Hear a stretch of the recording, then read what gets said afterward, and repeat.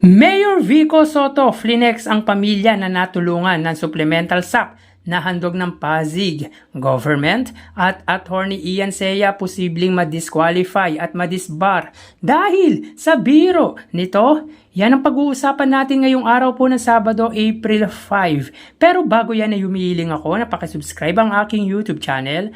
Paki-like and share na din para mas marami pa pong makapanood ng content natin. Maraming salamat po sa inyo mga kaparokya. So before we begin mga kaparokya, gusto ko lang po magpasalamat kay Miss Heidi Gutierrez for giving me 7 Canadian dollars. Sobrang na-appreciate ko po yun, Ma'am Heidi. At sa lahat po ng gusto mo pong tumulong at magbigay financial, ay ngayon pa lang po ay nagpapasalamat na po ako sa inyo. Sa lahat po ng magbibigay ay ilalagay po natin sa monitor ng video natin ang mga pangalan at ang amount na binigay ninyo. So maraming salamat po Ma'am Heidi. So yun po mga kaparokya, sobrang nag-trending ang kumakandidatong kongresista sa Pasig na si Attorney Ian Seya dahil sa siping joke nito. At dahil dyan ay naglabas po ng show cause order ang COMELEC dahil sa paglabag sa panantunan nito tulad ng anti-discrimination at fair campaign guidelines. Di rin po napigilan ng Gabriela Party List representative na si Arlene Brozas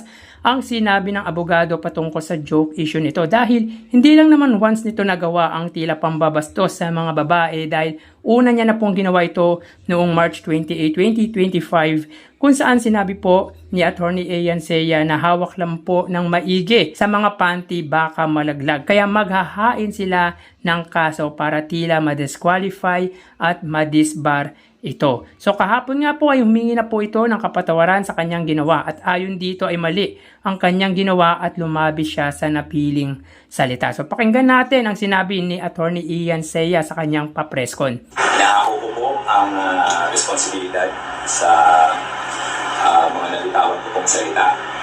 I'm sorry po na lumabis po ang aking salita at mali po ang napili pong biro para po magpatawa sa isang political purpose.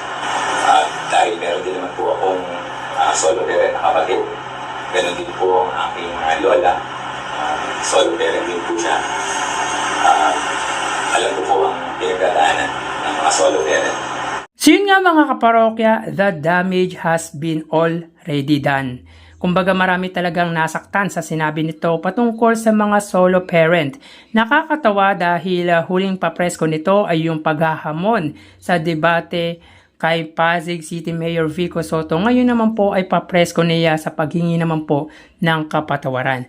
Mas bastos pa pala to sa inaakala natin mga kaparokya dahil after nitong sabihan si Mayor Vico Soto na tila hindi tinuruan ng magandang asal dahil sa pambabastos di umano nito, sa katunggali nito, sa peace covenant, mas malala pa pala ito. Actually, wala naman akong nakikitang mali or nakitang mali sa ginawa ni Mayor Vico Soto ang makipag-shake hands sa hangin. Diba parang mas kabastos-bastos naman ang pagiging responsable ng majority candidate dahil hindi siya umattend sa peace covenant na sa pagkakaalam po natin mga kaparokya ay sila pa po ang nag-suggest nito. Mas nakaka-insulto po yun mga kaparokya on the part of Mayor Vico Soto. So anyways, kabastusan pala para sa abogado na si Attorney Ian Seya yung ginawa ni Mayor Vico Soto. Again, biro man o hindi, para sa akin hindi magandang biro yon para sa isang kumakandidato.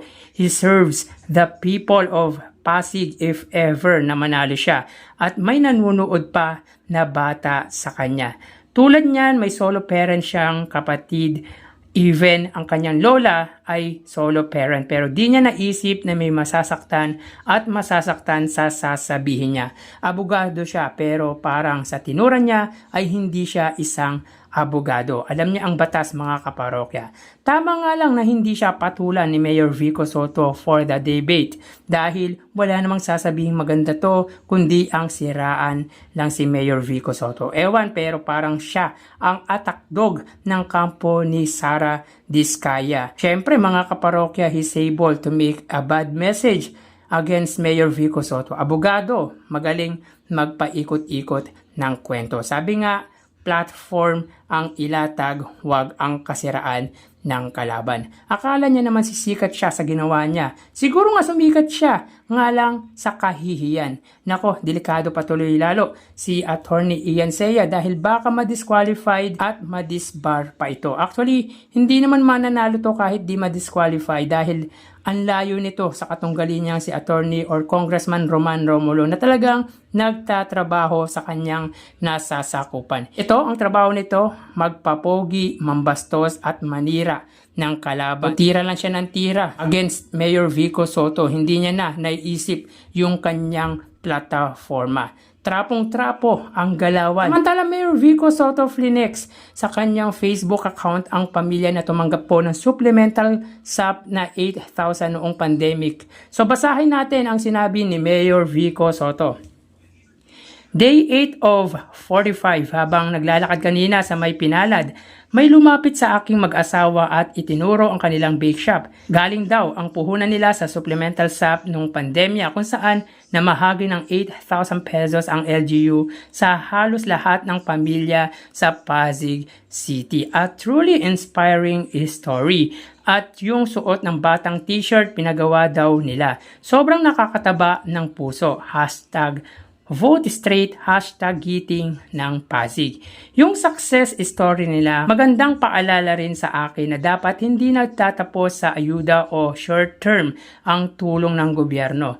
Totoo, minsan kailangan talaga ng tulong finansyal at meron naman tayo lagi nun. Pero kung gusto nating tunay na tumaas ang antas ng pamumuhay ng bawat pamilya, kailangan din mag-focus sa mga bagay tulad ng TechVoc, livelihood at microfinancing program ng LGU. Malaki na ang progreso pag-streamline, rationalize ng mga opisina in charge. Mga bagong programa na may ugnayan sa pribadong sektor gaya ng paghahabi at pagpapalawak ng tapat microfinance program. Pero patuloy pa nating pag-iigtingin ang mga ginagawa na. #Pasig City, #umaagos ang pag-asa. So yun nga mga parokya, very inspiring story ang talagang ginawa ng mag-asawa. And Mayor Vico Soto's proud of what the couple did sa binigay ng Pasig government back in pandemic time 2020. Nakapagpatayo ng business gamit ang perang natanggap sa lokal na pamahalaan. Marami talagang natulungan ang idea ni Mayor Vico Soto kaya mahal na mahal siya ng Pasigueño dahil may sensibilidad sa paglilingkod sa kanyang nasasakupan and hoping someday he will also serve the whole country. At isa ako sa susuporta kay Mayor Vico Soto. So hanggang dito na lang po tayo mga kaparokya, magsiingat po tayo.